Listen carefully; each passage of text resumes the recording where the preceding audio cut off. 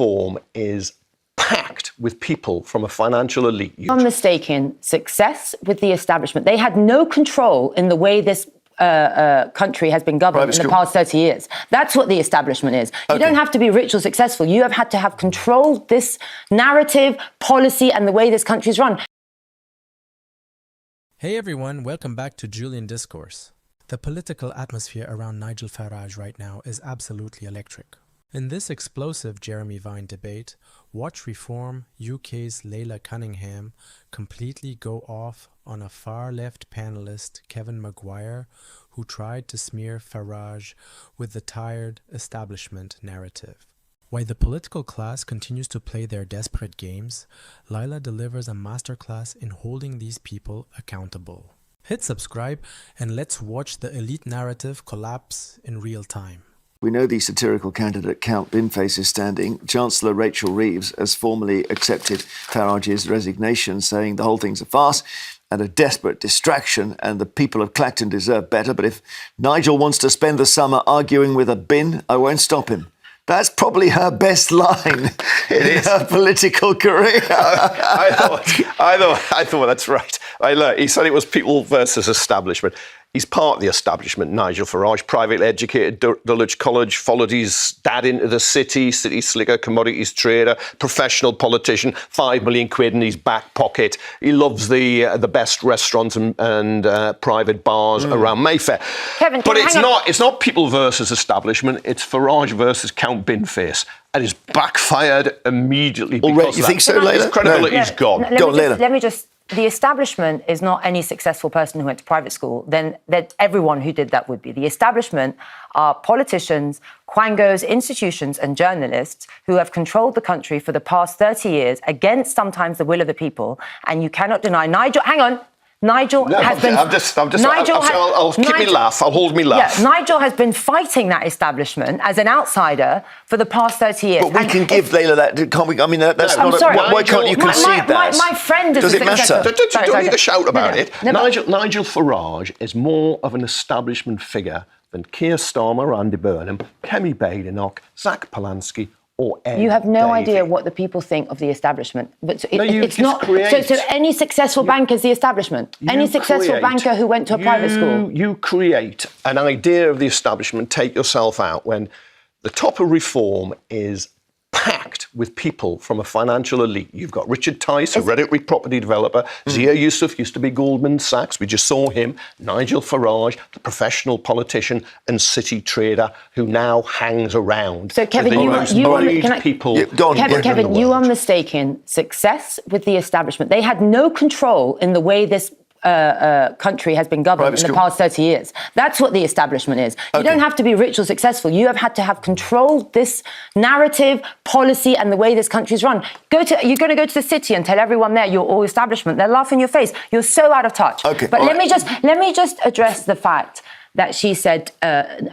he's going to argue with the bin. Yeah, so one proof that Nigel is not part of the establishment, the way they quickly closed ranks, all of them, Tories, Labour, Lib Dems, to keep him out. That is the establishment at play. I mean, I was talking yesterday to Ed Davey, the Lib Dem leader, and I said, describe this speakerphone call, where it's you and it's Kemi and it's Keir, and they're all palling up and saying, let's all have a wheeze and not stand. It's obviously a concerted thing by the other parties. Yeah, because they're not going to play his game. Doesn't that suggest he's right when he says it's all one party? Because he's having his little stunt, his little gimmick, because he knows what's coming down the line over his £5 million.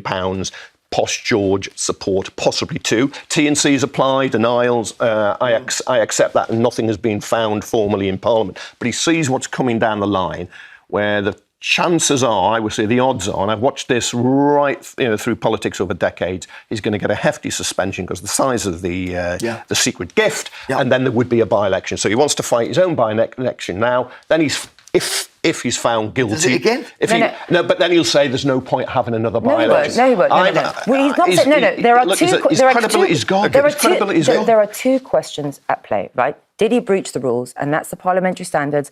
And when that ruling comes out, Nigel will be very happy to abide with it and Parliament will deal with it. The other question is, he goes to the people of Clacton, he says, you've seen everything that's been written about me and there's enough out there. Do you still want me to be your MP? And that is a political mandate. And I can tell you by the way, someone who's avoiding scrutiny, someone who's avoiding accountability does not put his fate in the hands of tens of thousands of people. You know who does that? Labour and Conservatives, who haven't fielded anyone, who tried to cancel local elections. Let's just have a little moment here, because I just want to say that police are investigating, this is a news story today, police investigating a donation, separate donation, given to Robert Jenrick of Reform, reportedly given £37,500 when he was campaigning to become Conservative leader. It's claimed the money came from a foreign donor, which is banned under UK electoral law. Jenrick denies breaking any law, says the establishment. The establishment is determined to derail reform. Do you know the inside track on that? I don't. No.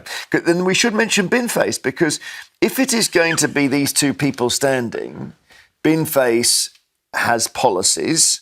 He's going to cap the price of croissants, rename London Bridge after Phoebe Waller, solve 20-mile-an-hour zone problems, you'll like this, Laila, by starting all meetings 10 minutes later. Government ministers' pay to be tied to that of nurses for the next 100 years, and banning loud snacks from the theatre. He could get elected on that. Imagine being the people of Clacton and seeing that the other parties can't be bothered to run a candidate, and they're mocking you with a bin man. And Kemi said she'd rather Binface win. I mean, that is the contempt. It's possible he could win. But Kemi was saying that they're almost cheering him on. I think the Monster Riven Looney party could come in and split that is the contempt. If other parties come in, they will. That is the contempt. And I think if it's two candidates, you've got it really interesting. And Kevin, I can guarantee that if they thought they had any chance of beating him, they would run a candidate. I think Binface. Good morning, Jeremy. So do you think Laila's making Laila's making a strong case here? This is not a stunt by Mr. Farage. I totally agree with her. I don't think it is. And by the way, I've never seen her before. She's lovely, and I agree with everything she says. Kevin, on the other hand, gimmick, and whatever else he's accusing Nigel Farage of doing. Thank you, Alice. You know, as far as I'm concerned, he is absolutely right. This is an establishment stitch-up. What is wrong with asking... I don't know why Kevin is blowing a kiss at me, because I'm criticising you, Kevin, even though I do love you too. There's a little bit of irony, there's a little bit of fun and a joshing. Let's not get carried away. Right. He's allowed to blow kisses within reason. Of course he is, but I couldn't understand why. But anyway, what I was trying to say, Jeremy, is that what is wrong with wanting the voters to decide? What is wrong with that? £250,000 is the answer. Because that's how much the by-election is going to cost. Alice, but nobody mentions the fact that Burnham's by-election in Manchester is going to cost £4 million. Nobody's ranting about that, the one that he's called. Yes, they do. It's all the time, actually. No, they don't. Nobody's complaining about that one. Someone's ego that he called a by-election in a seat that Labour already have, just so he could be leader, and all the parties partook in that. Nobody questioned the legitimacy of that one. I think you'll find Reform have, amongst others, your own party. After that, I've got to work out why that cost $4 million and this one cost $250,000. Because it's a much bigger electorate. Yeah. It's the whole of Manchester. Oh, I see.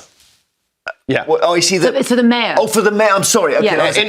I was talking about by-elections. Council by-elections about 20,000. The parliamentary elections about $250,000, and this one because it's $4 million. So there's so many constituencies. It's not. It doesn't grow on trees. This stuff. No. What you just witnessed between Laila Cunningham and left-wing commentator Kevin Maguire is the absolute collapse of the establishment's favourite deflection. When the political media class is cornered by their own failures, their immediate instinct is to play a desperate game of word games. They want you to believe that the establishment is simply anyone who went to a good school, built a successful career, or earned a decent living in the private sector. Laila Cunningham completely dismantled that narrative by dropping a hard political truth that ordinary citizens understand instinctively. Being successful doesn't make you the establishment. Control over the machinery of the state does. For over 3 decades, an entrenched network of permanent career politicians, unelected quangos, bureaucratic institutions, and legacy media editors have held an absolute monopoly on how Britain is governed. They control the narrative, they engineer the policies of managed decline, and they relentlessly push through an agenda, from mass migration to economic overregulation, that directly contradicted the democratic will of the British public. To understand why the political class is reacting with such sheer panic over Nigel Farage and Reform UK, look at the undeniable timeline.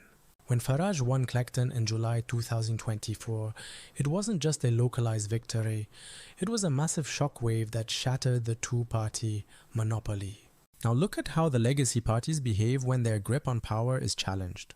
Notice how quickly Labour, the Conservatives, and the Liberal Democrats close ranks. Instead of putting forward a positive vision for the working class, they orchestrate backroom deals to avoid democratic scrutiny, while their media allies actively cheer on satirical cartoon candidates like Count Binface to mock the electorate. Do you see the hypocrisy? The very people who constantly lecture the public about defending democracy are terrified of actual democratic accountability. When a political establishment refuses to field serious candidates because they know they will be rejected by the voters, they aren't protecting democratic norms. They are admitting that their agenda is completely indefensible. Thank you for watching Julian Discourse.